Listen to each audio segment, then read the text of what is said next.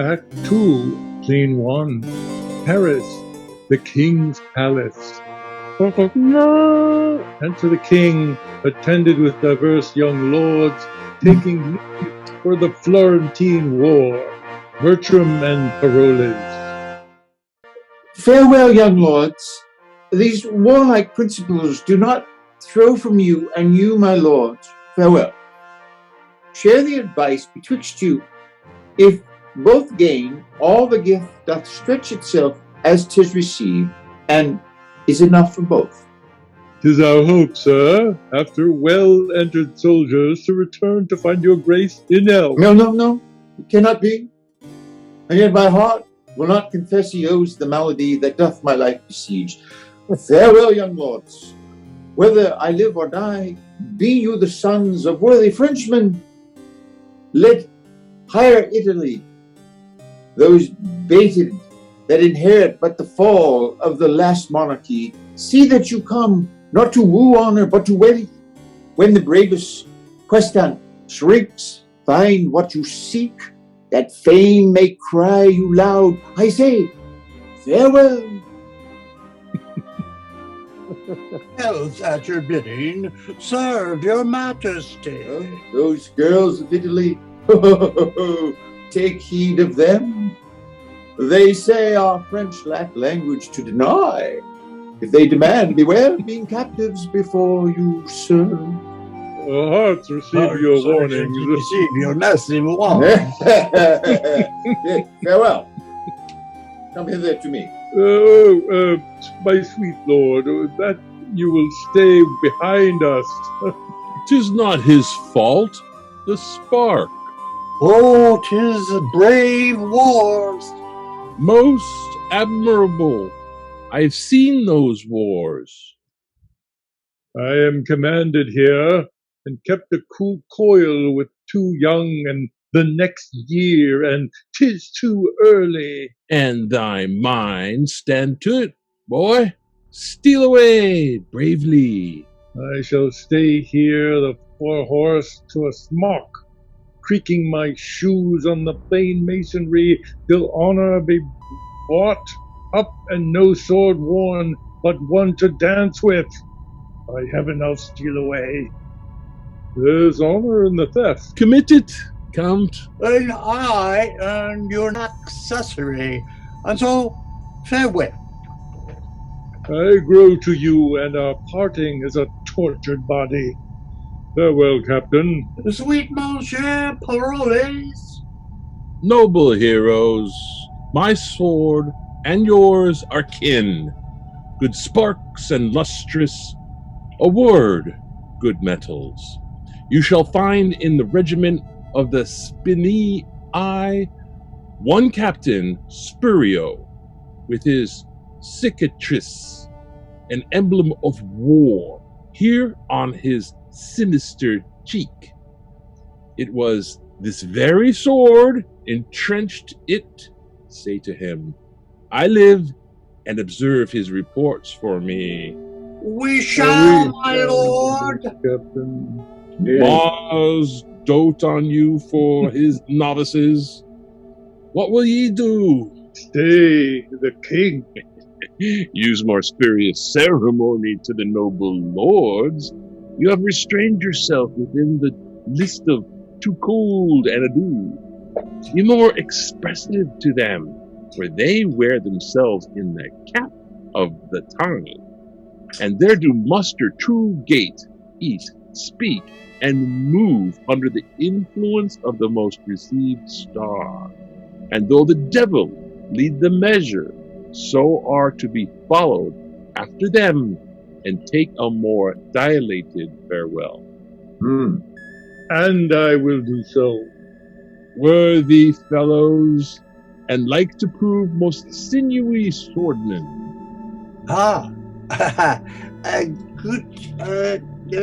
Pardon, my lord, for me and my tidings. I'll fee thee to stand up. Here's a man that stands, that has brought his pardon. And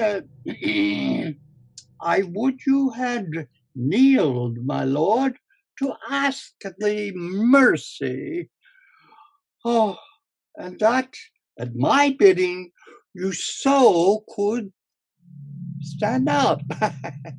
I would I had. So I broke thy pate Oh, and asked thee mercy for it. well, a good faith across. But my good lord, 'tis thus. Will you be cured of your infirmity? No. No? Oh, will you eat no grapes, my royal fox? Oh, yes, but you will eat my noble grapes, as if my royal fox could reach them. I have seen a medicine that's able to breathe life into a stone and quicken a rock and make your dense canary with sprightly fire and motion, and whose simple touch is powerful to erase King Pippin. I say, I have spoke with that one in her sex. To give a great Charlemagne a pen in his hand to write to her a love line. What her? Well, why, Dr. She, my lord, there's one arrived, and you, if you will see her, now by my faith and honor, if seriously I may convey my thoughts,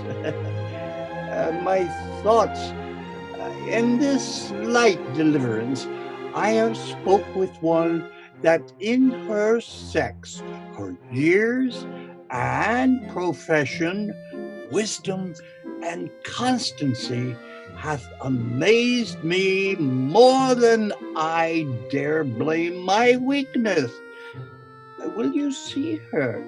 For that is her demand, and know her business. That done, laugh well at me. Now, good Lafeu, Yeah. bring in the admiration that we with thee may spend our wonder too, or take off thine by wondering how thou tookest it. Nay, I'll fit you, and not be all day neither. Thus he his special nothing ever prologues. Nay, come your way. This haste hath wings indeed. Nay, come your way. Hmm. Oh, this is His Majesty. Say your mind to him. A traitor you do look like, but such traitors His Majesty seldom fears. I am Cressid's uncle, that dare leave two together. No, fair one. Does your business follow us? Aye, my good lord. Gerard de Narbon was my father, in what he did profess well found. I knew him. The rather will I spare my praises towards him. Knowing him is enough.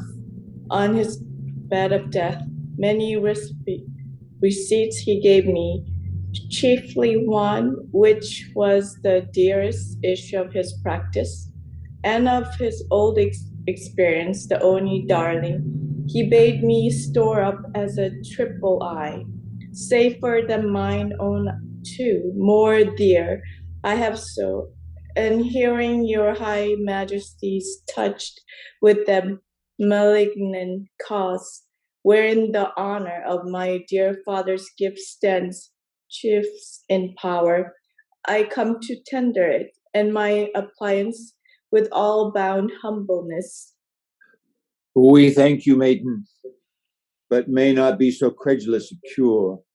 When our most learned doctors leave us, and the congregated college have concluded that laboring art can never ransom nature from her inedible estate. I say, we must not so stain our judgment or corrupt our hope to prostitute our past cure malady to empirics, or to dissever so our great self and our credit to esteem a senseless help, when help past sense we deem. My duty then shall pay me for my pains. I will no more enforce mine office on you, humbly entreating from your royal thoughts a modest one to bear me back again. I cannot give thee less to be called grateful. Thou thoughtest to help me, and such thanks I give as one near death to those that wish him live. But what at full I know, thou knowest no part. I, knowing all my peril, thou no art. What I can do, no hurry to try, since you set up your rest against remedy. He that is greatest works is finisher, oft does them by the weakest minister. So holy right in babes hath judgment shown, when judges have been babes. Great floods can flown from simple sources, and great seas have dried, when miracles have by the greatest been denied. Oft expectation fails, and most of there were most it promises, and oft it hits where hope is the coldest, and despair most fits. I must not hear thee. Fare thee well, kind maid. Thy pain not used must be thyself be paid. Proffers not took react thanks for their rewards. Inspired merit, so by breath is barred. It is not so with him that all things knows, as 'tis with us that square our guess by shows. By most it is presumption in us, when the help of heaven we count the act of man. Dear sir, to my endeavors give consent. Of heaven, not me, make an experiment. I am not an impostor, they proclaim, myself against the level of mine aim. But know I think, and think I know most sure, my art is not past power, nor you past cure. Art thou so confident? Within what space hopest thou my cure? The greatest grace lending grace, twice the horses of the sun shall bring their fiery torture his diarrheal ring, twice in murk and occidental damp. Moist Hesperus hath quenched his sleepy lamp, or 24 times the pilot's glass hath told the thievish minutes how they pass. What is infirm from your sound parts shall fly, health shall live free, and sickness freely die. Upon thy certainty and confidence, what darest thou venture? Texts of impudence, of strumpet's boldness, a divulged shame, traduced by odious ballads, my maiden's name, seared otherwise, nay, worse of the worst extended, with vilest torture let my life be ended. Methinks in thee some blessed spirit doth speak. This powerful sound within an organ weak, and what impossibility would slay, in common sense saves another way. Thy life is dear, for all that life can rate. Worth name of life in thee hath estimate. Youth, beauty, wisdom, courage all, that happiness and prime can happy call. Thou this to hazard need must intimate, skill infinite or monstrous desperate. Sweet practicer, thy physic I will try, that ministers thine own death if I die. If I break time or flinch in properly of what I spoke, untipid, let me die, and well deserved, not helping death's my fee. But if I help, what do you promise me? Make thy demand. But will you make it even? Aye, by my scepter and my hopes of heaven. Then shalt thou give me, with thy kingly hand, what husband in thy power I will command. Exempted be from me the arrogance to choose from forth the royal blood of France, my low and humble name to propagate with any branch or image of thy state, but such a one thy vassal, whom I know, is free for me to ask thee to bestow. Here is my hand. The premise is observed. Thy will by my performance shall be served. So make the choice of thy own time, for I, the resolved patient, on thee still rely. More should I question thee, and more I must, though more to know could not be more to trust. From whence thou camest, how tended on but rest, unquestioned, welcome, undoubted blessed. Give me some help here, oh, if thou proceed as high as word, my deed shall match thy meed. Scene 2. We salon the Count's palace. Enter the Countess and the clown. Come on, sir. I shall now put you to the height of your breeding. Well, I will show myself highly fed and lowly taught. I know my business is but to the court. To the court? Why, what place made you special when you put off that with such contempt? But to the court? Oh, truly, madam, if God had lent a man any manners, he may easily put it off at court. He that cannot make a leg put off his cap, kiss his hand and say nothing, neither leg, hands, lip, nor cap. And indeed, such a fellow, to say precisely, were not for the court, but for me. I have an answer which will serve all men. Marry, that's a bountiful answer that fits all questions. Well, it's like a barber's chair that fits all buttocks. The pin buttock, the squatch buttock, the bronze buttock, or well, any buttock. Will your answer, sir, fit to all questions? Well, as fit as 10 groats is for the hand of an attorney, as your French crown is for your taffety punk, as Tibbs rush for Tom's forefinger, as a pancake for Shrove Tuesday, a morris for May Day, as a nail to his pole, the cockle to his horn, as a scolding queen to a wrangling knave, as the nun's lip to the friar's mouth, nay, as the pudding to his skin. Have you, I say, an answer of such fitness for all questions? Well, from below your duke to beneath your constable, it will fit any question.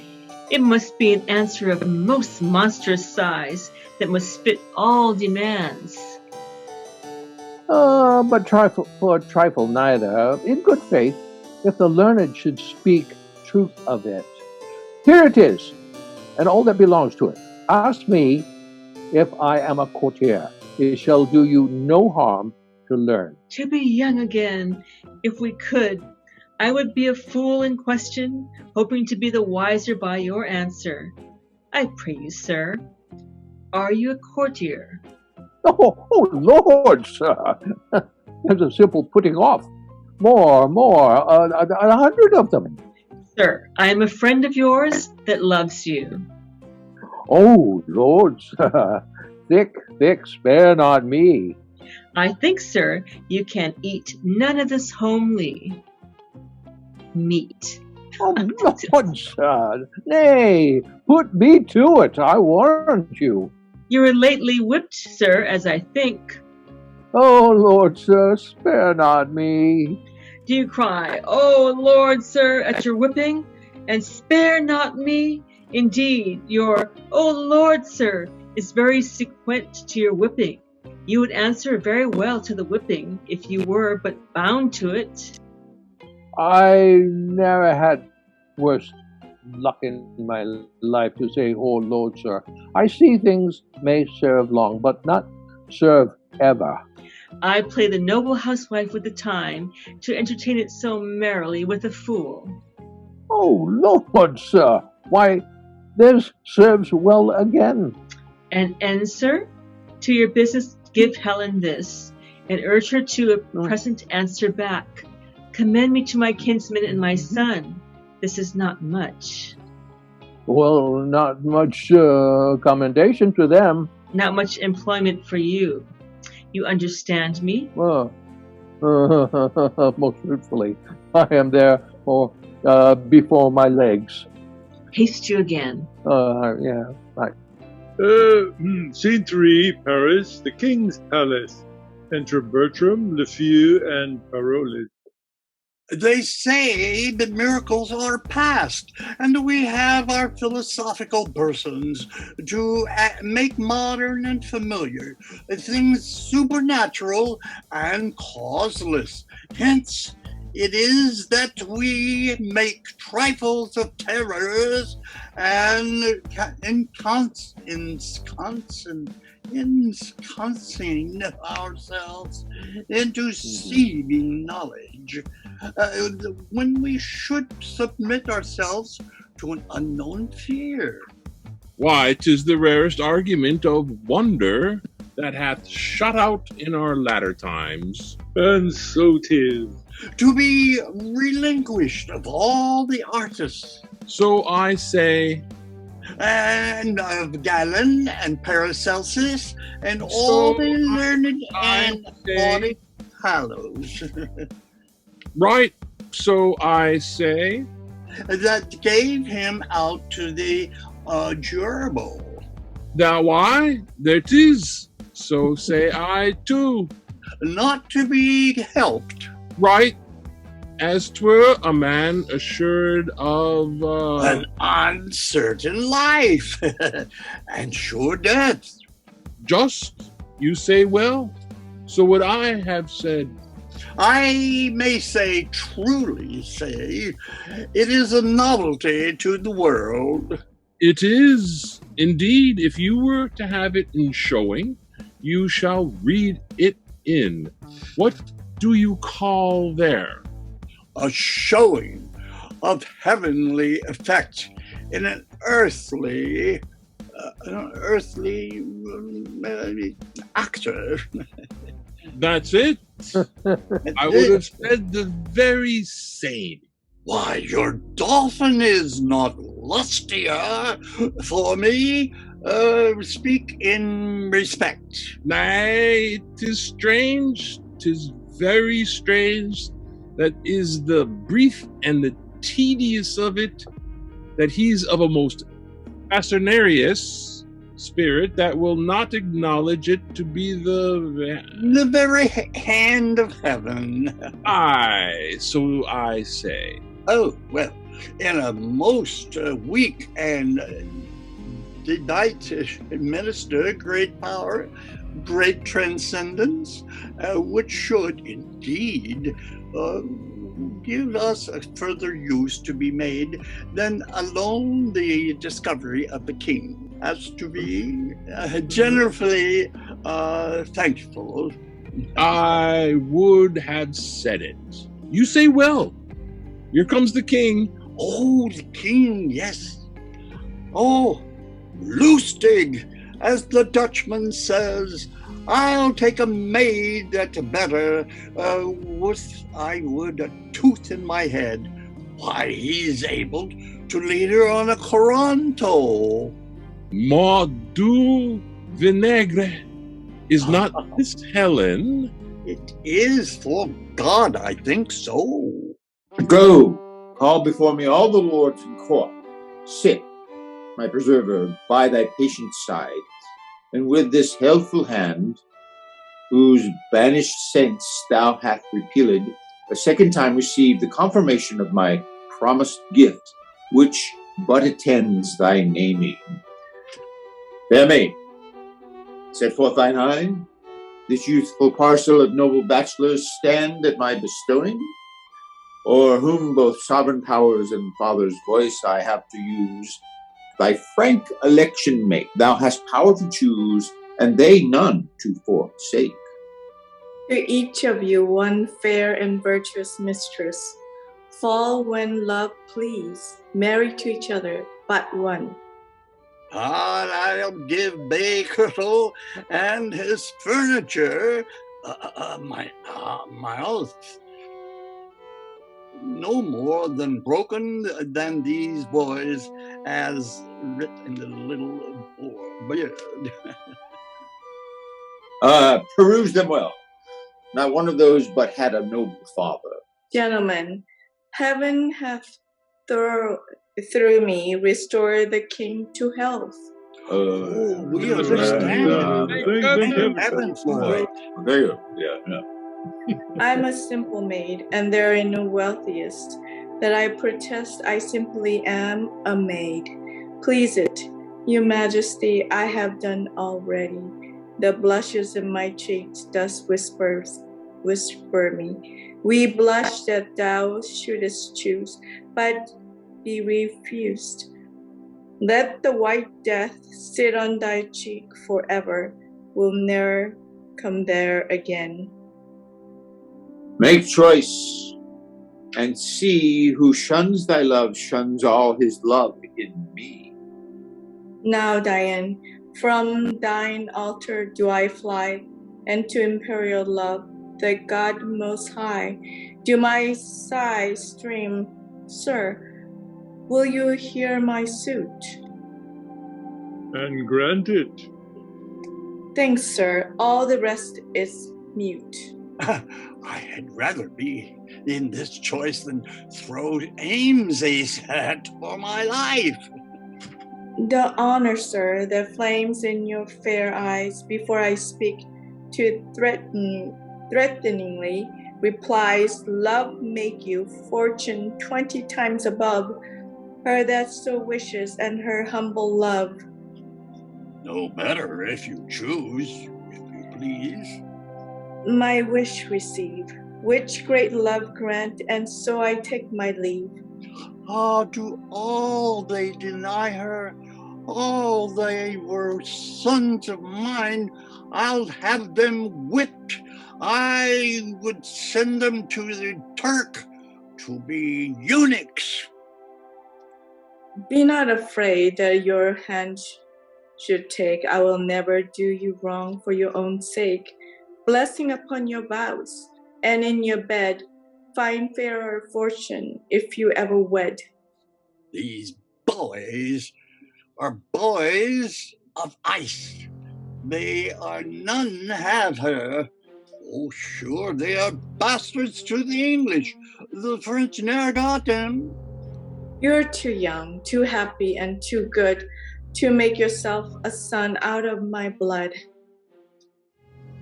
Fair one, I think not so. There's one grape yet. I am sure thy father drunk wine, and if thou beest not an ass, I'll... I don't have a youth of 14. I have known thee already. I dare not say I take you, but I give me and my service ever while as I live into your guiding power. This is the man. Why then, young Bertram, take her. She's thy wife. Oh, My wife, my liege? I shall beseech your highness in such a business give me leave to use the help of mine own eyes. Knowest thou not, Bertram, what she hath done for me? Yes, my good lord, but never hope to know why I should marry her. Thou knowest she has raised me from my sickly bed? What follows it, my lord, to bring me down? Must answer for your raising? I know her well. She had her breeding at my father's charge. A poor physician's daughter, my wife, disdained, for rather corrupt me ever. 'Tis only title thou disdainest in her, the which I can build up. Strange is it that our bloods of color, weight, and heat poured all together would quite confound distinction, yet stand off in differences so mighty. If she be all that is virtuous, save what thou dislikest, a poor physician's daughter, thou dislikest a virtue for the name, but do not so. From lowest place, when virtuous things proceed, the place is dignified by the doer's deed. Where great addition swells and virtue none, it is dropsy honor. Good alone is good without a name. Vileness is so. The property by which it is should go. Not by the title. She is young, wise, fair. And these to nature she's immediate heir. And these breed honor, that is honor's scorn, which challenge itself as honor's born. And is not like the sire, honors thrive, when rather from our acts we then derive, than our foregoers. The mere words a slave, debauched on every tomb, on every grave a lying trophy. And as oft is done, where durst and damned oblivion is the tomb of honored bones indeed, what should be said? If thou canst like this creature as a maid, I can create the rest. Virtue and she is her own dower, honor and wealth from me. I cannot love her, nor will strive to do it. Thou wrongest thyself if thou shouldest strive to choose. That you are well restored, my lord. I'm glad. Let the rest go. My honor's at the stake, which to defeat I must produce my power. Here, take her hand. Proud scornful boy, unworthy this good gift, that dost in vile misprision shackle up my love and her desert. Thou canst not dream, we, posing us in her defective scale, shall weigh thee to the beam. Thou wilt not know it is in us to plant thine honor where we please to have it grow. Check thy contempt, obey our will, which travails in thy good. Believe not thy disdain, but presently do thine own fortune, that obedient right, which both thy duty owes and our power claims. Or I will throw thee from my care forever into the staggers and the careless lapse of youth and ignorance, both my revenge and hate loosing upon thee in the name of justice, without all terms of pity. Speak thine answer. Pardon, my gracious lord, for I submit my fancy to your eyes. When I consider what great creation and what dole of honor flies where you bid it, I find that she which late was in my nobler thoughts most base is now the praise of the king, who so ennobled is as 'twere born so. Take her by the hand, and tell her she is thine, to whom I promise a counterpoise, if not to thy estate, a balance more replete. I take her hand. Good fortune and the favor of the king smiles upon this contract, whose ceremony shall seem expedient on the now born brief, and be performed tonight. The solemn feast shall more attend upon the coming space, expecting absent friends. As thou lovest her, thy love to me religious, else dost err. Do you hear, monsieur? A word with you. Your pleasure, sir. Yes, your lord and master did well to make his recantation. Recantation? My lord, my master. I is not a language I speak. Ah, most harsh one, and not to be understood without bloody succeeding. My master, Oh, are you companion to the Lord Brazilian? to any count, to all counts, to what is man? Well, to what is counts man, counts master is of another style. You are too old, sir. Ah, Let it satisfy you. You are too old. well, I must tell thee, sirrah, I right man, to which title my age cannot bring thee. What I dare to well do, I dare not do. I think thee are too ordinaries to be a pretty wise fellow, and thou didst make a tolerable vent of travel, and it may pass. Yet the scarves and the bannerets that thou did manifoldly dissuade me from believing thee a vessel of too great a burthen. I have found thee now, and when I lose thee again, I care not. Thou art too good for nothing but taking up, and that thou'rt scarce worth. Hadst thou not the privilege of antiquity upon thee? Do not plunge yourself too far in anger, lest thou hasten thy trial. If, Lord have mercy on thee for a hen, oh, so my good window of lattice, I fare thee well. Thy casement I need not open, for I look through thee. Give me thy hand. My lord, you give me most egregious indignity. I bam with all my heart, and thou art worthy of it. I have not, my lord, deserved it. I, good faith, every dram of it, and I will no bait thee against a scruple. Well, I shall be wiser.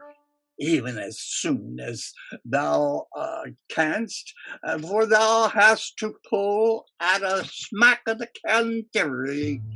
And if ever thou beest bound in thy scarf and beaten, thou shalt find what it is to be proud of the bondage.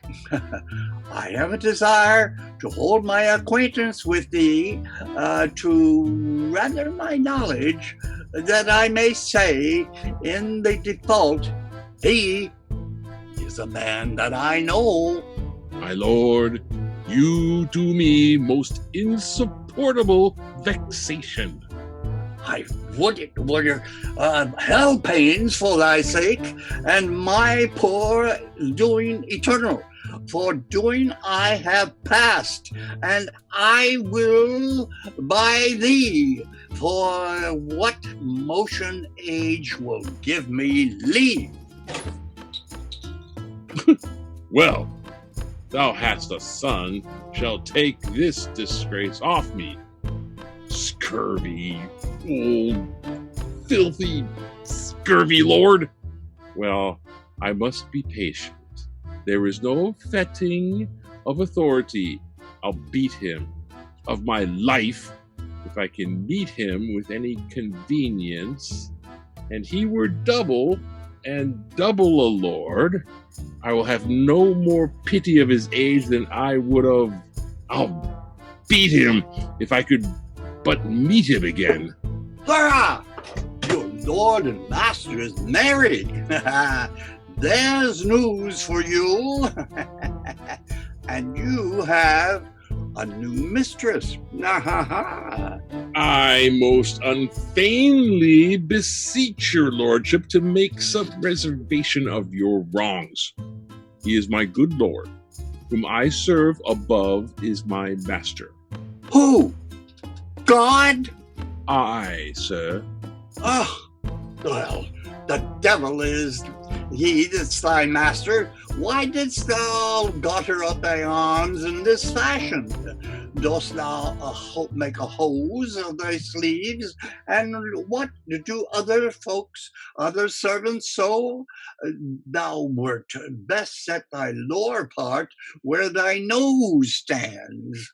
And by mine honor, if I were but 2 hours younger, I'll beat thee. Methinks thou art a general offense, and every man should beat thee. I think thou wast created for man to breathe themselves upon thee. This is a hard and undeserved measure, my lord. Go to, sir. You were beaten in Italy for picking a kernel out of a pomegranate, and you are a vagabond and no true traveler.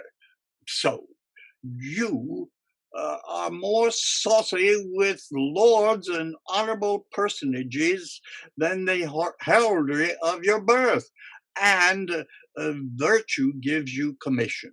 You are not worth another word, and I'll call you knave. I leave you.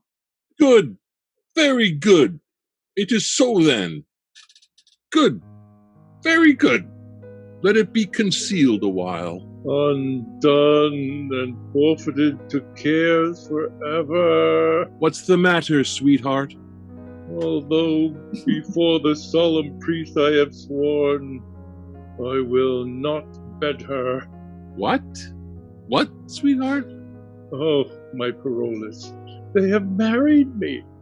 I'll to the Tuscan wars and never bed her. France is a dog hole, and it is no more merits than the tread of a man's foot. To the wars! There's letters from my mother. What the import is, I know not yet. Aye, that would be known. To the wars, my boy, to the wars! He wears his honor in a box unseen that hugs his kicky-wicky here at home, spending his manly marrow in her arms, which should sustain the bound and high curvet of Mars' fiery steed. To other regions, France is stable. We that dwell in it, jades. Therefore, to the wars. It shall be so. I'll send her to my house, acquaint my mother with my hate to her, and wherefore I am fled. Write to the king that which I durst not speak. His present gift shall furnish me to those Italian fields where noble fellows strike. War is no strife to the dark horse and the detested wife. Will this Capriccio hold in thee, archer? Go with me to my chamber and advise me. I'll send her straight away. Tomorrow I'll to the wars, she to her single sorrow. Why, these balls abound. There's noise in it. 'Tis hard. A young man married is a man that's marred. Therefore away, and leave her bravely go. The king has done you wrong, but hush, 'tis so. Scene 4, Paris, the king's palace. Enter Helena and the clown. My mother greets me kindly. Is she well? She's not well, but yet she has her health. She is very merry, but yet she is not well. But thanks be given, she is very well and wants nothing in the world, but yet she is not well. If she's very well, what does she ail that she's not very well? Truly, she's very well indeed, but for 2 things. What 2 things? One, that she's not in heaven, whither God sent her quickly. The other, that she's in earth, from whence God sent her quickly. Bless you, my fortunate lady. I hope, sir, I have your goodwill to have mine own good fortunes. You had my prayers to lead them on, and to keep them on, still have them still. Oh, my knave, how does my old lady? So that you had her wrinkles and I her money, I would she did as you say. Why, I say nothing. Oh, Mary, you you are the wiser man, for many a man's tongue shakes out his master's undoing. To say nothing, to do nothing, to know nothing, and to have nothing is but to be a great part of your title, which is within the very little of nothing. Away! Thou'rt a knave. You should have said, sir, before the knaves thou art a knave. That before me thou art a knave. This had been true, sir. Go to! Thou art a witty fool. I have found thee. Did you find me in yourself, sir, or were you taught to find me? The search, sir, was profitable, and hath much fool may you find it in you, even to the world's pleasure and to the increase of laughter. A good knave, in faith, and well fed. Madam, Mm-hmm. my lord will go away tonight. A very serious business calls on him. The great prerogative and the right of love, which, as your due time claims, he does acknowledge, but puts it off to a compelled restraint, whose want and whose delay is strewed with sweets, which they distill to now in the curbed time, to make the coming hour o'erflow with joy, and pleasure drown the brim, What's his will else? that you will take your instant leave of the king, and make this haste of your own good proceeding, strengthened with what apology you think may make it probable need. What more commends he? That, having this obtained, you presently attend his further pleasures. In everything I wait upon his will. I shall report it so. I pray you, come, sirrah. Scene 5, Paris, the king's palace. Enter Lefeu and Bertram. But I hope your lordship thinks not him a soldier. Yes, my lord, and a very valiant approve, You have it from his own deliverance? and by other warranted testimony. Then my dial goes not true. I took this lark for a bunting. I do assure you, my lord, he is very great in knowledge and accordingly valiant. Oh, I have then sinned against his experience, and transgressed against his valor, and of my state that way is dangerous, since I cannot yet find in my heart to repent. Oh, here he comes. I pray you, make us friends. I will pursue the amity. These things shall be done, sir. Pray you, sir. Who's his tailor? Sir? Well, I know him well. Sir, he, sir, 'twas a good workman, a very good tailor. Is she gone to the king? She is, Is she away tonight? as you'll have her. I have written my letters, casketed my treasure, given order for our horses, and tonight, when I should take possession of the bride, end ere I do begin.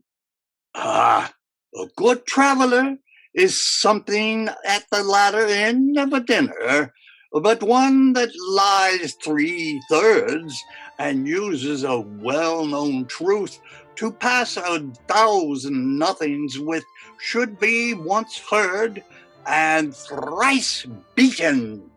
God save you, Captain. Is there any unkindness between my lord and you, monsieur? I know not how I have deserved to run into my lord's displeasure.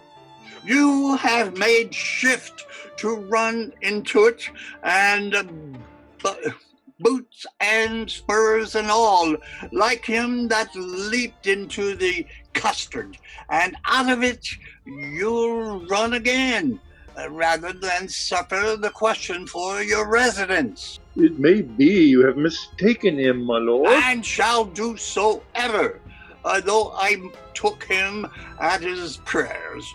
And there you are, my lord, and believe this of me, there can be no kernel of this light nut, and the kind soul of this man is but his clothes.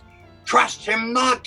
The matter of this man is the matter of heavy consequences, and I have kept them tame, and know not their natures.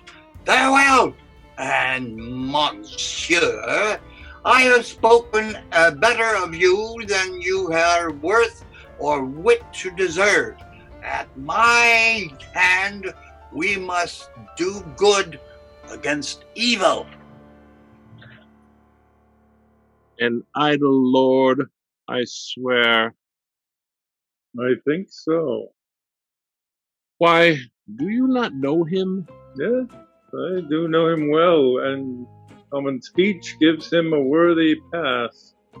Here comes my clog. I have, sir, as I was commanded from you, spoke with the king, and have procured his leave for present parting. Only he desires some private speech with you. I shall obey his will. You must not marvel, Helen, at my course, which holds not colour with the time, nor does the ministration and required office of my particular.